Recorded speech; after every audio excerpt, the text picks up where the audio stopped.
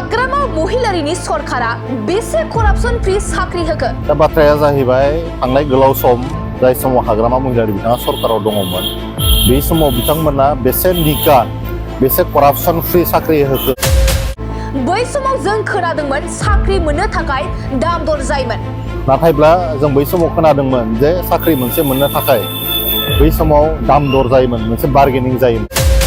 नाथाय दिनैनि सरकारनि समाव सुबुंफोरा थाइसे फैसा गारालासिनो जेबो करापसन खालामालासिनो सोलोंथाइखौ लानानै साख्रिखौ मोननो हादों। दिनै नुदों मानसिफ्रा थाइसे फैसा गारालासिनो मोनबो करापसन खालामाब्लासिनो माने थोंजोङै मेरिट बेसिसाव गावनि क्वालिटी बेसिसाव साख्रिखौ मोननो हादों। बे बेसेबांबा गिदिर बाथ्रा। बिपिएफनि सासे बिबानगिरिया दिनै सेंग्राफोरखौ धरना होनो थाखाय लिंनाया जोबोद लाजिथावना बाथ्रा होननानै गोख्रों रावजों बुंदों इउपिपिएल दोलोनि लाइमोन गांखंनि नेहाथारि रंगुल बर'आ। आरो बिथाङा गोख्रों रावजों बिपिएफ दोलोनि अखि बर'खौ सोंखारिबावदों।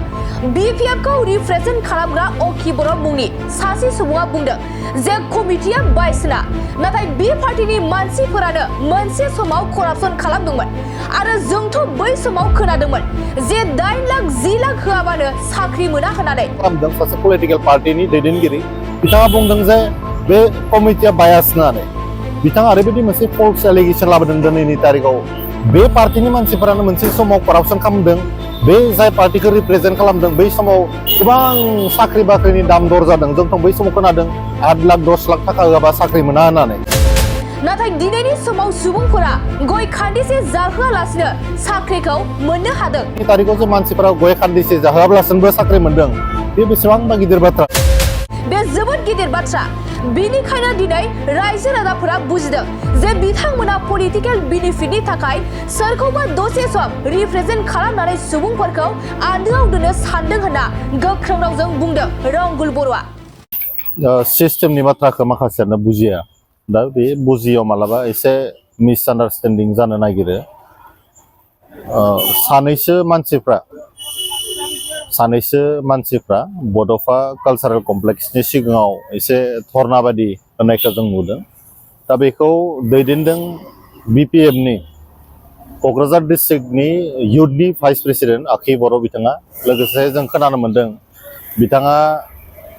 दन्देस्वर बिथांनि सासे राइट हेन्ड, अर्थात बिथाङा पिए बायदि खामानि मावो होननानै।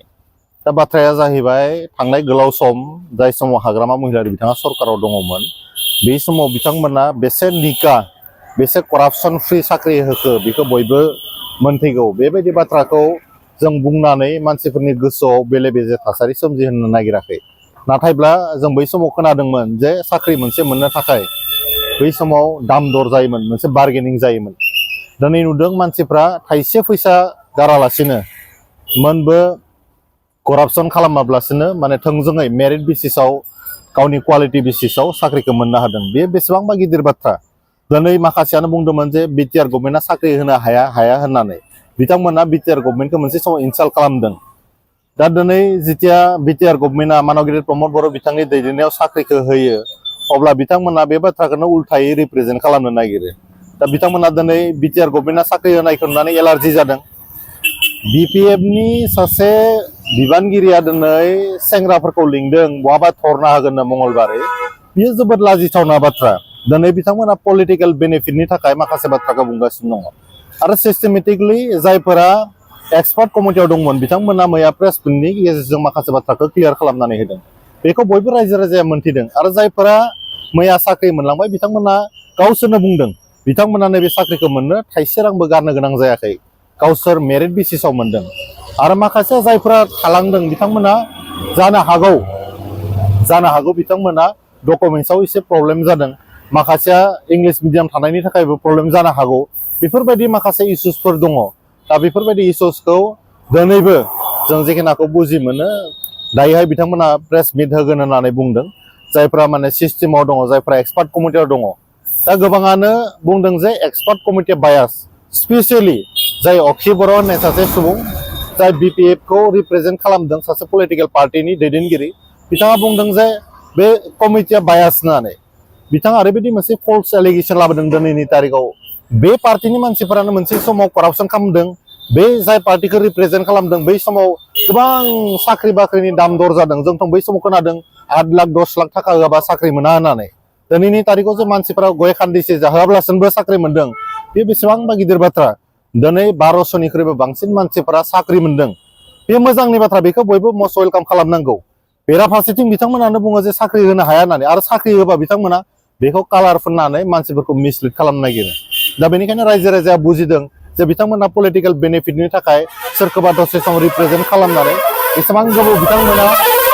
मानसिफोरखौ आन्दोआव दोननो हागोन आरो दिनैनि तारिखाव मानसिफोरा जथेस्थ' गोरों मानसिफोरा ससियेल मिडियायाव नुदों मानसिफोरा नायदों जे बाथ्राफोरा खोब माने सिस्टेमेटिकलि आरो लिगेलि थांगासिनो दङ दा बेनिखायनो सोरबा माबा माबि बुंबाबो बेयाव खोब माने गुरुत्व होनो गोनां दंसै होनना सानाखै आरो जायफोरा दाबो मोनसे लिगेल वेआव दङ बिथांमोना साख्रिखौ मोनगोन आरो माखासे माने भेकेन्ट पस्टफोर जोंहा बिटिआरआव दंखायो बिथांमोना जुदि जग्यता दङब्ला लासै लासै हाबगोन आं बिथांमोनखौ दानो एसेबां पेनिक जानो थाखाय आं खावलायदों बिथांमोना दानो गोबां जाहाथे पेनिक जाया बिथांमोना जाहाथे गोबां माने दुखु जाया नार्भास जाया जुदि बिथांमोना थारैनो एडुकेशन सिस्टेमनि सायाव जुदि फोथायनाय दंब्ला गभर्नमेन्टनि जुदि सायाव फोथायनाय दंब्ला गावनि एबिलिटिनि सायाव जुदि फोथायनाय दंब्ला थारैनो बिथांमोना सानसे साख्रिखौ मोनगोन आरो साख्रि मोननायानो मानसिनि जोबथा थांखिथ' जानो हाया जों बयबो मिथिगौ जुदि बिथांमोना एसे गावसोरखौनो थालांनाय बायदि मोनदों आं बिथांमोननिसिम गुरै खावलायदों जे बिथांमोना पेनिक जानो नाङा मानोना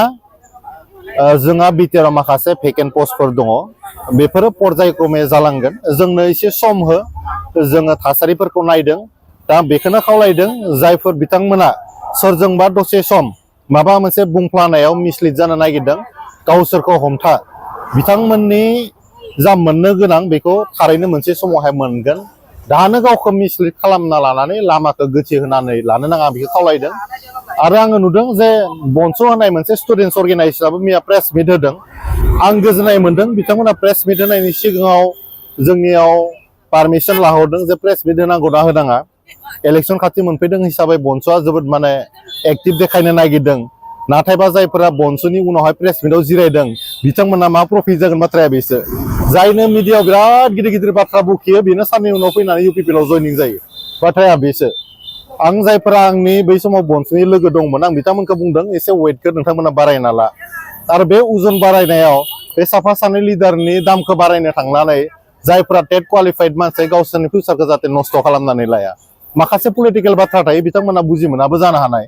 दिनै सोरबा बनजित सोरबा एक्स वाइ जेदआ नोंथांमोनखौ लानानै प्रेस मिट होनायाव गोबां बिथांमोना पार्सनेल बेनिफिट दङ नाथाय नोंथांमोना जायफ्रा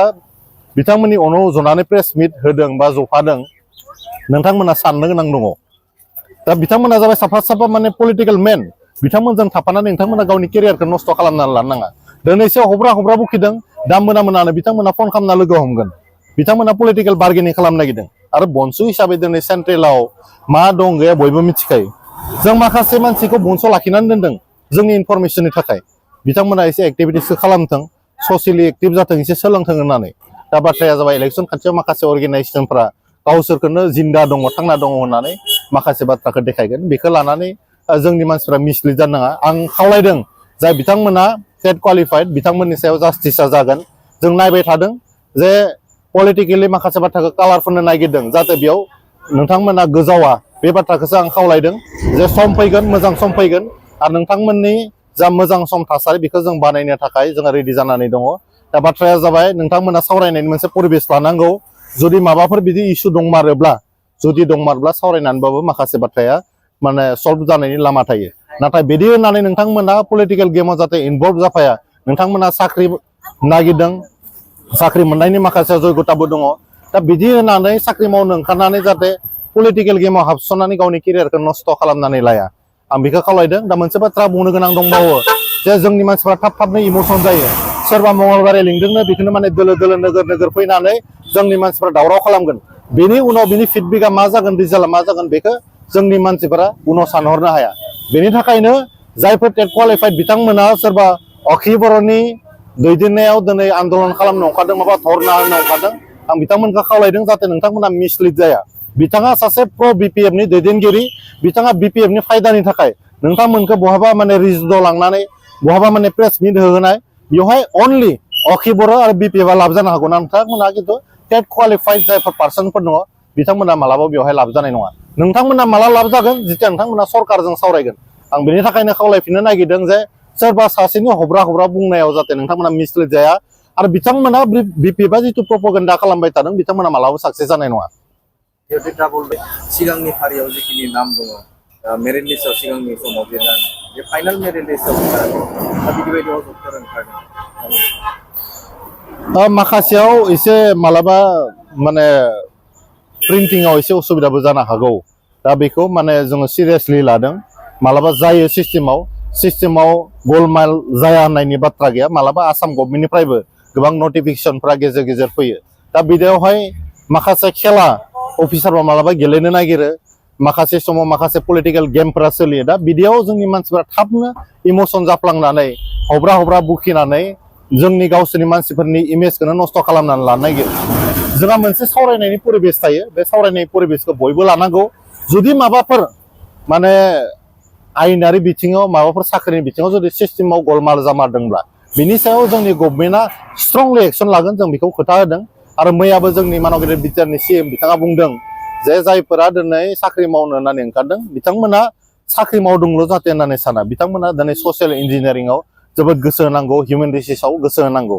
दा माखासे समाव जों नुदों जे पलिटिकेल पार्टिनि मानसिफोरा मोनसे फिसा बाथ्राखौनो गिदिर इस्यु खालामनो नागिरो थिग नैबे दा जिफोर माने बाथ्रा साख्रिखौ बिथांमोना गिबियाव होनो हाया होननानै बुंबाय जाय समाव खिन्थु साख्रि होबाय बिथांमोना लाजिनानै बेखौ साख्रियाव खेलिमेलि जादों होननानै बुंनो नागिरदों खिन्थु बिदि जेबो जायाखै दहाय आं निउसाव नुदों जे जायफोरा साख्रि मोनदों बिथांमोना बुंदों जे करापसन फ्रि उइदाउट स्केम जे साख्रि मोनदों बिथांमोना जोबोद गोजोनदों आरो बिटिआरनि चिफ मानगिरि प्रमद बर' बिथांमोना साबायखर होदों दा बेनि गेजेरजोंबो फोरमान जायो जे बेफोर गासिबो दा साख्रि बाख्रिनि बाथ्राफ्रा लिगेल वेजों जादों होननानै जों फोथायनो हायो